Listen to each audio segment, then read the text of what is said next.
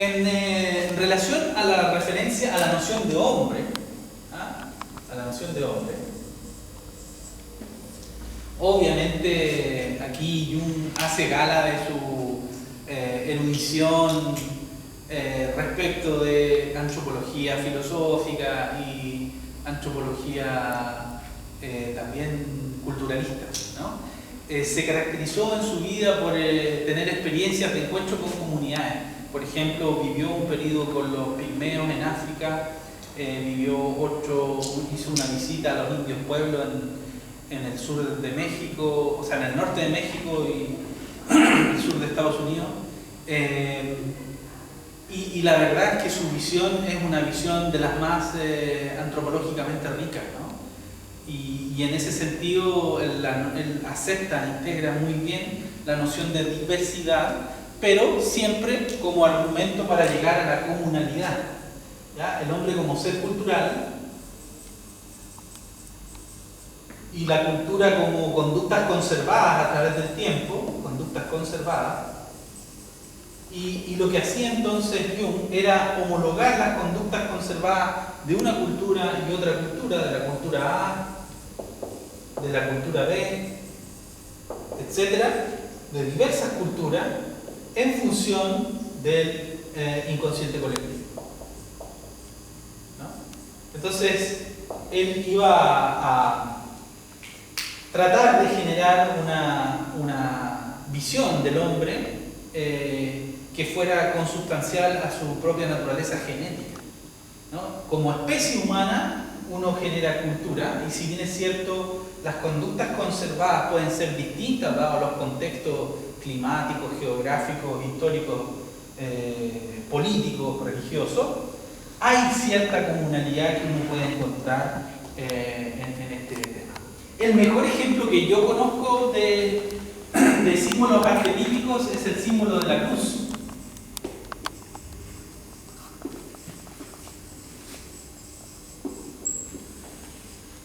Él desarrolla este ejemplo también y lo hace a partir de autores con los cuales yo comparto, digamos. Uno de los fundamentales es un sufí, René Guénon.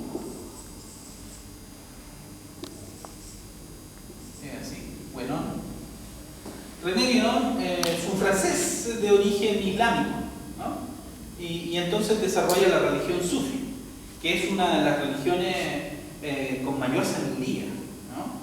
Y de hecho hay no pocas orientaciones psicológicas, terapéuticas, que se fundamentan en la visión islámica sufí, ¿no?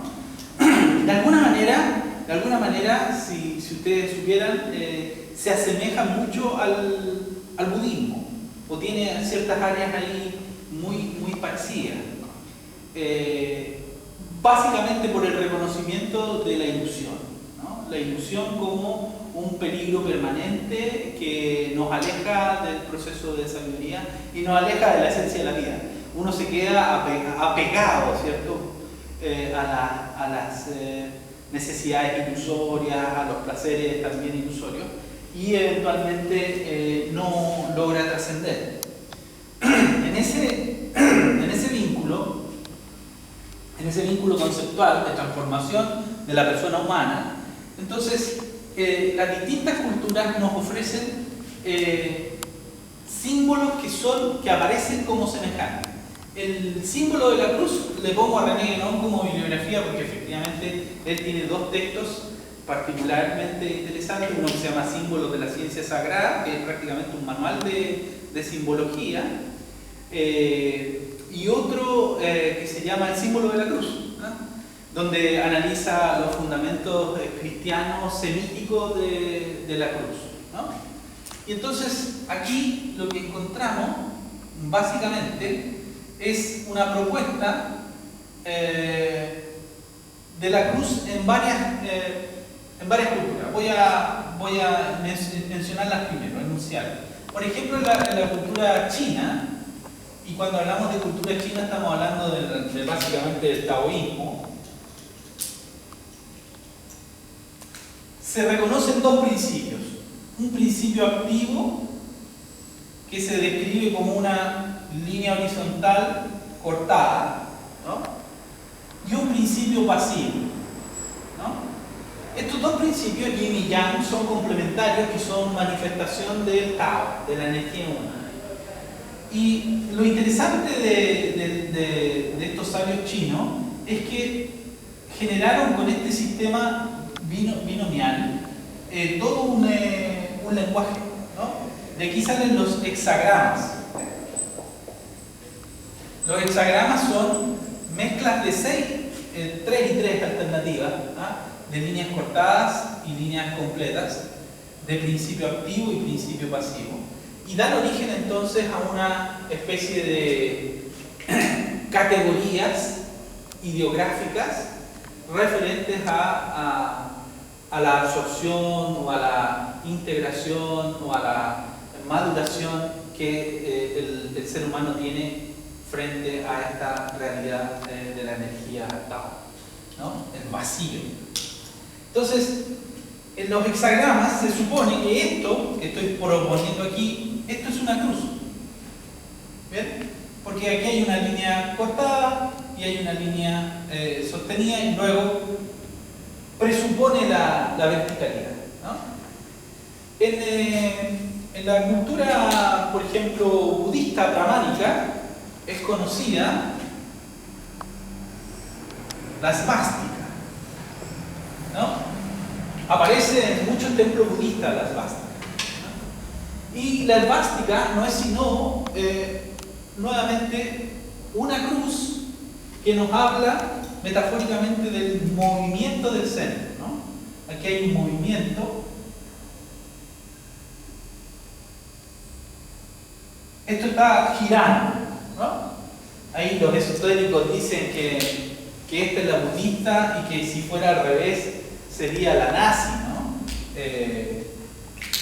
La nazi, ¿por qué? Porque si tú haces esto al revés, entonces si la cruz va para allá, ¿no? Así, que es la dirección opuesta de esta. Esto en el hemisferio norte sería en favor del centro magnético, y esto en contra. Entonces no da lo mismo si gira en un sentido o en otro. Esas más bien son discreciones, yo diría, facilistas, y Goering y los alemanes nazis, cuando trataron de buscar fundamentos para su movimiento, encontraron este simbolismo y ya lo asociaron a la cultura aria original. Cuestión que está claramente desechada hoy día, de que haya efectivamente una raza aria. Eso no está muy lejos de la verdad. El profesor Quadra plantea una hipótesis bastante simple, y es que cuando los pueblos no tienen historia real, la fabrican. Y entonces los alemanes lo que hicieron, como habían sido invadidos por Pedro, Juan y Diego, culturas nórdicas, culturas occidentales, culturas orientales, culturas sureñas, ¿no? Por ejemplo los romanos, ¿no? Vivían una dispersión cultural tan grande que, a pesar de conservar la lengua, tuvieron que fabricar sus propias mitologías, ¿no? Y en esa mitología, la idea de un pueblo ario, de una raza aria, que efectivamente se generó a partir de la Atlántida, y que está a la base del desarrollo occidental, puesto que de ahí sale la cultura griega, ese sería el fundamento de los nazis. Una bonita novela que está cargada de mesianismo, digamos, ¿no? Y bien, independiente del uso nazi de la cruz svástica, la svástica es un centro que está en movimiento, y eso es lo interesante de esta cruz, ¿no? Podemos encontrar otra cruz más, por ejemplo, en la cruz cristiana, ¿no? No es ningún misterio para nadie reconocer en la cruz cristiana también una cruz, dos principios que están activados. Pero está, aparte de la cruz cristiana, porque efectivamente fue donde fue crucificado Cristo, está la cruz de San Pedro, que es exactamente la contraria, ¿no? Que San Pedro fue crucificado al revés, ¿no? Está la cruz de San Andrés, donde San Andrés es clavado y además lo mataron con flechas, ¿no? Lo usaron como punto de blanco. No falta el ocioso que efectivamente junta estas tres cruces, ¿cierto? La cristiana con la San Pedro y le agrega entonces la de San Andrés, así. Y lo que surge de esto es la numerología, ¿no? Para que veas tú el desorden mental que estas cosas ocasionan a veces. Está aquí el 1, ¿cierto? El 1. Y para que salga el 2 tienes que, por supuesto, forzar la cuestión. Aquí está el 2, ¿no? El 3 tendría que ser aquí, ¿no? El 4 está aquí. El 5 está aquí, ¿no? El 6 está aquí. El 7, ahí. El 8, si yo circulizo los triángulos, me queda un 8. El 9, cualquier principio de triángulo ahí, etc. ¿No? Entonces, ¿qué quiere decir esto? Que cuando yo quiero hacer mezclas bizarras, aparece, ¿no?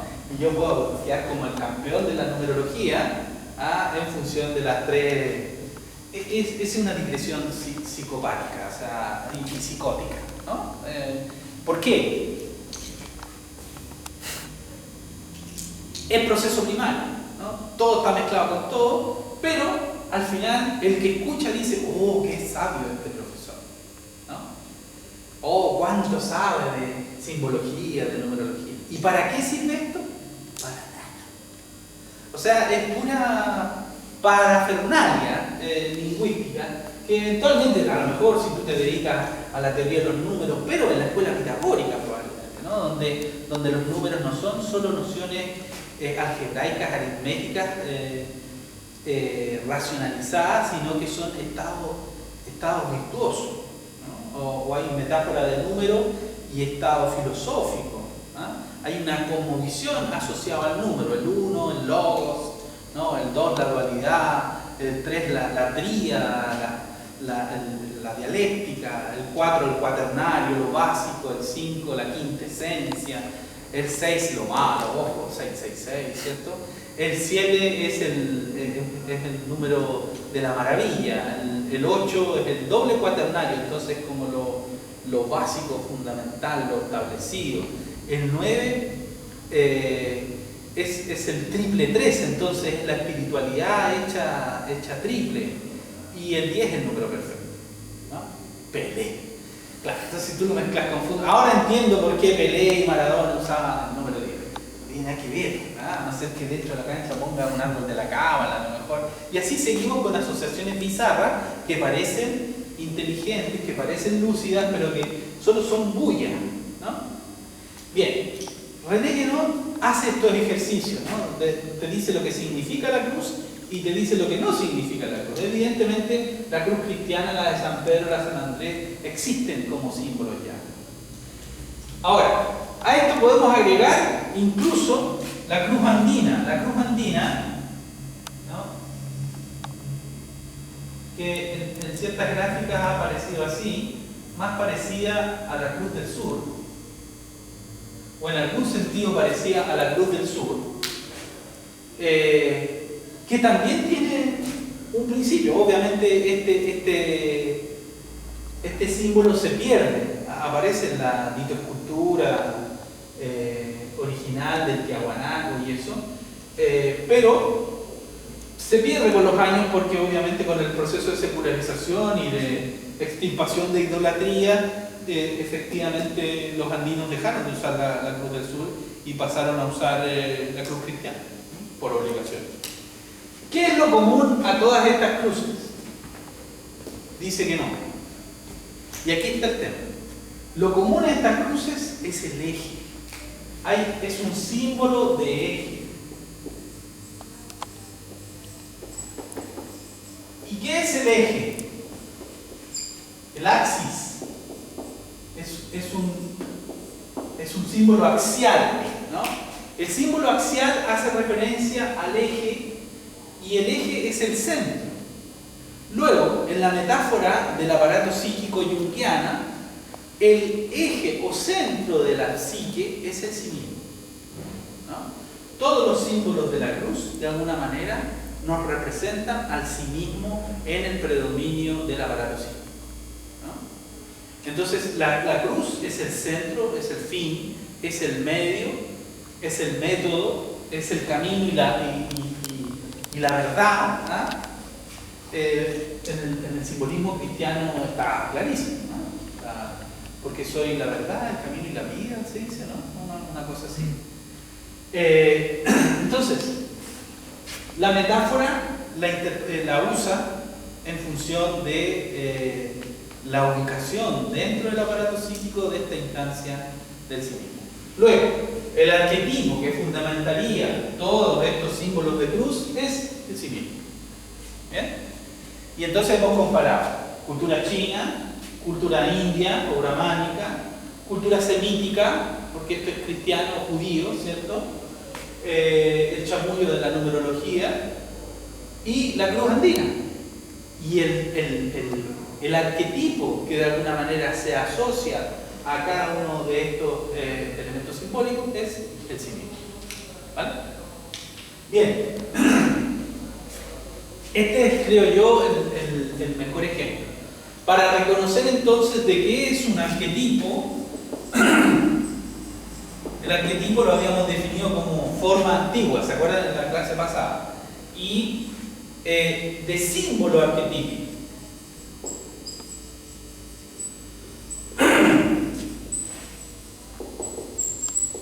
El símbolo arquetípico es lo que uno ve, lo que uno constata, el simbolismo de la cruz, que puede ser distinto culturalmente, pero con un sentido semejante. Pero el arquetipo que lo fundamenta es incognoscible, ¿no? Entonces, la verdad es que nosotros hablamos de arquetipo de la cruz como si lo conociéramos, pero la verdad es que es, por definición teórica, un arquetipo es incognoscible. Tú no puedes tener un contacto directo con los arquetipos, están demasiado profundos en la estructuración. Y Jung les da el rol a los arquetipos de organizar y de alguna manera desatar el proceso de individuación, ¿no? El aparato psíquico no es ingenuo, no es intencionado, no, para Jung el aparato psíquico va a buscar el equilibrio y como resorte al mundo social, real, que el sujeto pueda construir en su curso histórico-cultural, el inconsciente va a ir complementando y va a ir modulando de alguna manera el sentido de toda esa expresión vital, ¿no? Entonces, arquetipo incognoscible y el símbolo arquetípico es lo que uno ve en la manifestación cultural, en la alegoría, en el ritual, etc. Aquí hay entonces una constatación. ¿Cuál constatación? Para Jung, la participación en instancias sistemáticas de desarrollo, por ejemplo, hacer una práctica de meditación, pero no con cualquier persona, ¿no? Tiene que ser con alguien que sepa. Meterse en una religión específica, desarrollar esa religión, sea cual sea. Si efectivamente la religión que se practica, la doctrina que se desarrolla, la disciplina que se estudia, se hace con elementos alegóricos, rituálicos y no solo racionales, no solo racionales, el proceso de individuación activa estos arquetipos, ¿no? ¿Por qué? Porque así como encontramos un sentido común a estos símbolos, imagínense la riqueza de un ritual.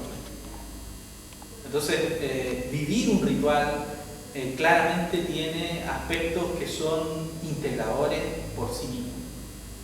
Y esto explica, por tanto, cómo en la psicología popular, ¿sí? Le llamamos psicología popular, existen muchos rituales, fiestas religiosas, por ejemplo, la fiesta de la tirana, en que los devotos desarrollan un baile específico y ese baile es un baile rituálico que tiene todo un sentido simbólico donde hay sincretismo religioso, o sea, hay como visión andina integrada con aspectos semíticos cristianos, claro. Y la gente iquiqueña, por ejemplo, dentro de las fechas importantes, por supuesto, está el 21 de mayo en Iquique y el 15 de julio, ¿no? 15 y 16 de julio, que es la celebración de la Virgen de la Tirana, ¿no? Ahora, se va al lugar de procesión, se hace el ejercicio ritual de bailar y entonces se logra la transformación o la integración, ¿no? Entonces tenemos historias familiares, generación tras generación han mantenido el rol de bailante, a pesar de que la Tirana queda bastante lejos de Iquique, a pesar de que es un camino prácticamente tortuoso, ¿no? Porque es a través del desierto, tiene todos los elementos de una romería de transformación, ¿no? A todo esto paso a la nota egocéntrica. Ahí hay una de las cosas bonitas de por qué llamarse Romero, ¿no? Y más encima Romero, ¿no? No es el Guacho Romero, no, recuerden, es mi mamá y mi papá. ¿Y cuál es la idea del romero? El que va en romería hacia el lugar santo, el que va en viaje de transformación para lograr encontrar la esencia espiritual, ¿no? La imagen es muy romántica, es muy bonita y, por cierto, no es cierto, ¿no?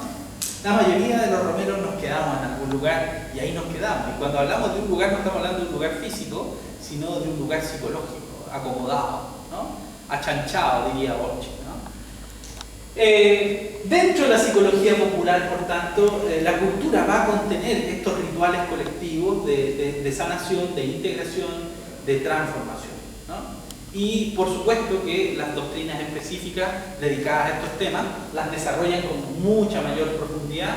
Yo, lamentablemente, de lo que les puedo contar, así de masonería no les puedo contar porque está todo escrito, los signos, toque y palabras siguen siendo secretos, digamos, en masonería. Los rituales de la mayoría han sido velados ya.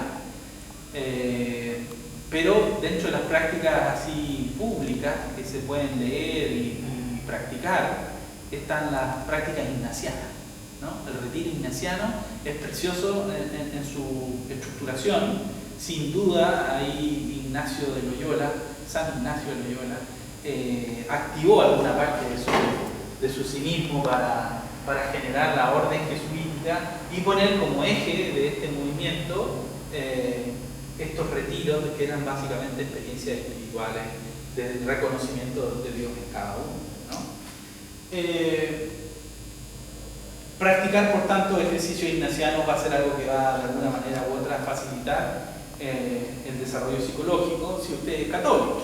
Ahora, si usted no es católico, no es cristiano, bien, tendrá que buscar el yoga, la meditación, algún ejercicio sistemático, ¿sí? ¿Ah? Tiene que ser sistemático. Muy bien, eso sería. Me parece que he explicado las nociones básicas de salud enfermedad, la concepción de hombre y a partir del ejemplo del símbolo de la cruz, el tema de los arquetipos, de los símbolos arquetípicos para terminar en el tema de la psicología popular. Es decir, que la cultura contiene, a pesar nuestro, estos elementos de sabiduría que solo tenemos que reconocer. Eso.